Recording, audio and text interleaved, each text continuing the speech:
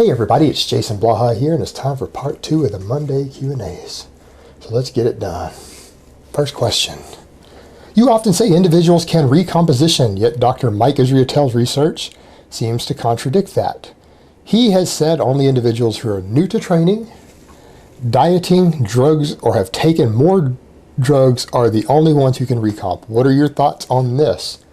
Are you sure you aren't quoting me and not Dr. Mike Israetel? Because I have said things along those lines for the couple of years that I've been on YouTube. That sounds like what I'm generally saying. What I have said is that for short periods of time, you can see recomposition in people outside of those categories. If your diet and training are perfect, you follow really intricate protocols, things like UD 2.0, on very, very good programming, you can see recomposition outside of those sort of windows, but it is very, very slow. And that's what you need to realize. You will still probably, for most people, if you did proper clean bulks and then slow cuts, would still end up probably bigger and leaner than if you tried to recomposition if you're outside of those categories. So I'm not disagreeing with him, and I'm not sure where anyone thought that, because if you check through my old videos, you'll probably find at least 3 videos out of the 1,200 I have up, which pretty much summarize the same thing you just said. I've said that repeatedly, and I've said that people who aren't in those categories, who aren't either really obese and dieting, aren't new to training, who aren't new to drugs, or who haven't increased their drug doses, that recomposition becomes very, very difficult and slow, and in some cases may be impossible unless you get everything perfect. It's not the most efficient route to do things the majority of the time. And even then, a lot of times, even if you're outside those categories, you can kickstart a phase of recomposition, but it will oftentimes be very short-lived and you'll go back to spinning your wheels.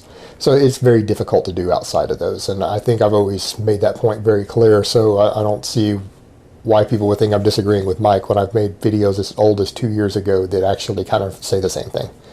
All right, next question. How is it that one can be so tired after work they just want to sleep, but 30 minutes later they have enough energy to beast a workout at the gym? It's not about your body being tired, it's about your mental state and things like dopamine and serotonin and other neurotransmitters in your brain making you feel fatigued from work. But once you're away from the work, you're out of that environment, your brain starts to get more refreshed and you're ready to go. It's not that your body is necessarily tired, it just has to do with brain chemistry and the change in mindset, the change in environment once you unwind and de-stress from your work a little bit.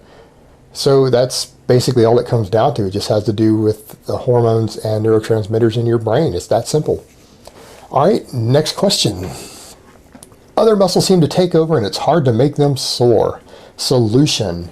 Well, my question to you would be, if you're not a novice lifter, why would you want your muscles to get sore? Training soreness is not indicative of stimulating new growth. Training soreness is indicative that you've made a dramatic change in some way, like you've added a very large amount of workload. Like for me last week, I didn't get to deadlift for a few days because they were out of chalk at my gym, and that was fine. I just did rows and other things. And then after 4 days of not deadlifting, I came in and I upped my volume on my deadlifts. I did twice as much volume as I normally do on my deficit deadlifts.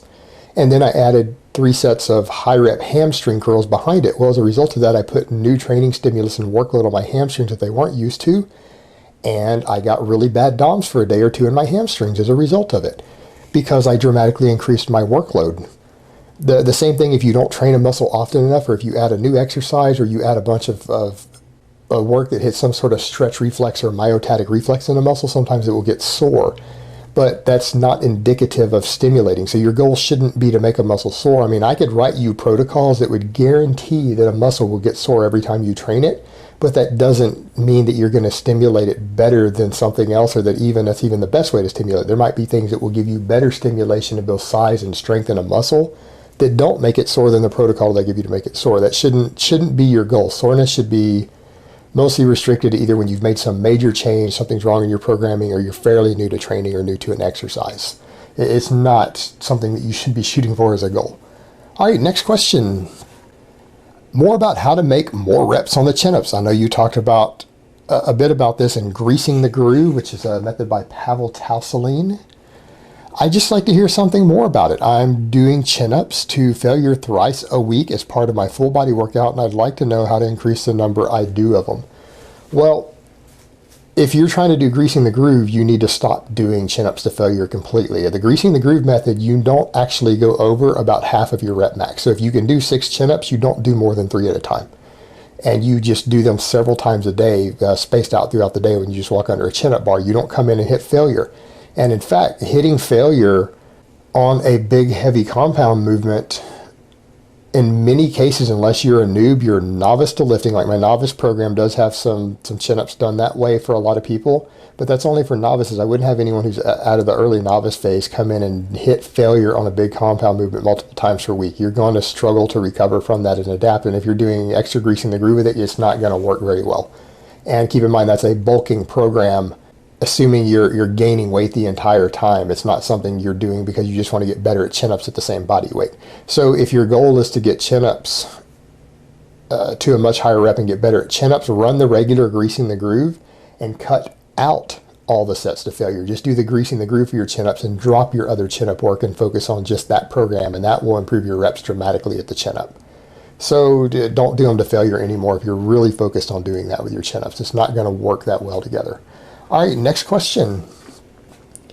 Chromium picolinate to boost insulin sensitivity, yay or nay? Well, I'm going to go with nay here. This is something that was used a long time ago, and I know people had determined like a decade ago there was data, I think later coming out, saying not only does it not really work as well as we think it did to improve insulin sensitivity, it may actually not be even a safe supplement to take. So no, I wouldn't recommend this. This was a very old thing that was some data a couple decades ago.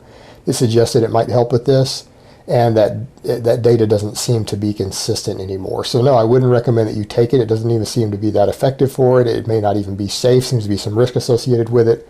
No, it's not going to work. The best things you can do for insulin sensitivity are your training and just following a good diet overall. That's going to be the best things you can possibly do. So no, don't use this supplement for that. Toss it out, quit buying it. All right, next question. Jason, you mentioned in one of your videos regarding recomposition for drug-free lifters, they're like 5 days, say 500 calorie deficit, and then 2 days a week of surplus to balance. Someone running your 5x5 novice, say 80+% completed stage, does on deficit days training you switch to 3x5 instead of 5x5, etc. Thank you. No, I've made it very clear that if you want to try to use a recomposition method on the novice program, that you don't run it as the 5x5. Run the cutting version, which is 3x5. The bulking version of this program, the main program, the novice program, assumes you're in a small calorie surplus and that you are clean bulking the entire time you run it. You need sufficient nutrition to handle the workload and the volume that I have in this program, and if you're not doing so, you're going to struggle to adapt to it, and most people are going to struggle to recover from it properly. So if you're trying to do a recomposition method and you're not eating in a consistent calorie surplus, don't do the 5x5 at all. Just run the cutting version of it with the 3x5 and the 2x8s and drop the 5x5 completely. I don't recommend you do it at all on a recomposition. And something I've said before in the past that I guess I just need to reiterate with this question. All right, next question.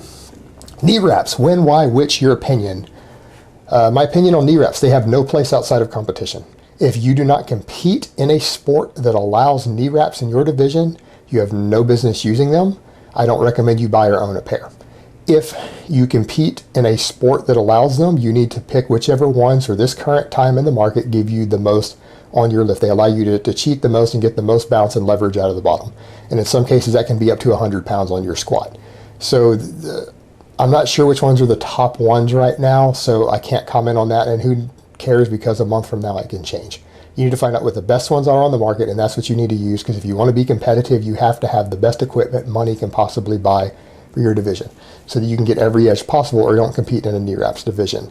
Outside of that, I don't recommend anyone ever use knee wraps for anything other than squats, and I don't recommend they use them if they don't compete and do them, because knee wraps basically allow you to lift more weight by storing energy in the wraps and bouncing you out of the bottom. It's not your muscles making you stronger.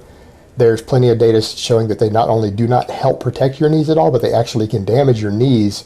So you could expect to have more knee problems later on if you do happen to compete with knee wraps, because they're potentially damaging to your knees and not protective. So if that's not what you're doing, there's no reason for you to ever buy, own, or use a pair of knee wraps. Pretty straightforward. All right, next question and last question of the week. Jason, should we legalize anabolic steroids, human growth hormone, and other PEDs for professional sports and general public so we can better educate people and improve performance?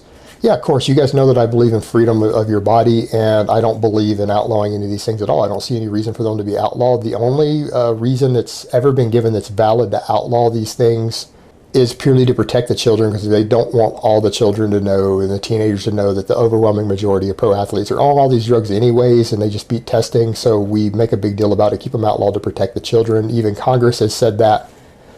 When this stuff was brought to the House floor, this was a topic of discussion, and that's one of the reasons that they try to frown upon it so much, is to protect the children.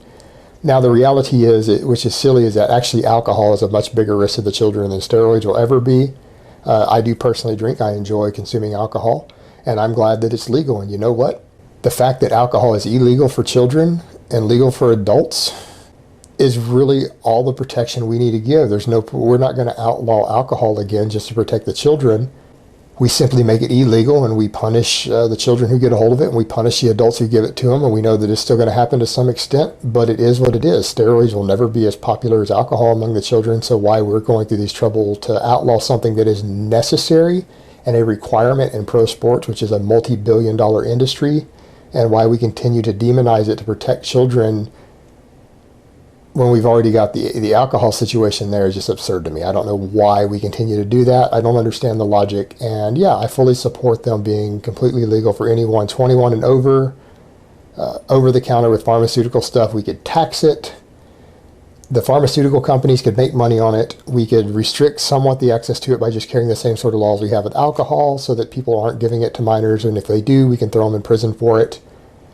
Since everything will be pharmaceutical grade and legitimate, half of the risk and the dangerous effects of it will go away, because it's the black market drugs that make this stuff more dangerous. So everything will be cleaner, safer, and we can tax the heck out of it. And it would be a voluntary tax that we can use for other benefits, because in all honesty, the majority of them aren't as dangerous as it's been made out. It won't, the revenue that we generate off of it for our society from the taxation would far outweigh any negative consequences. That's just my take on it.